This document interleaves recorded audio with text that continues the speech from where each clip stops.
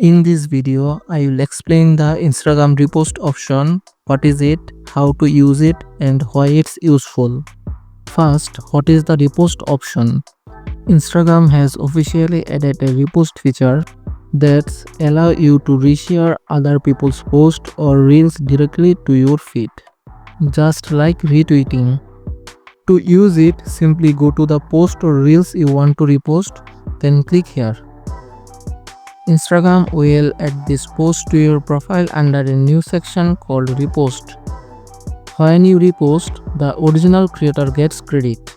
Their username will appear on the post and it won't look like you are stealing their content.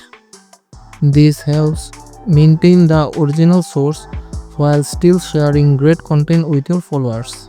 To view or remove a repost, go to your profile and tap on the Repost section. If you don't get any repost section here, just reload the page.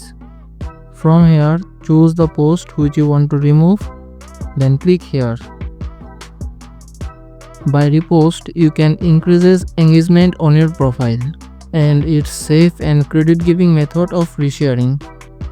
So that's how the Instagram repost option works.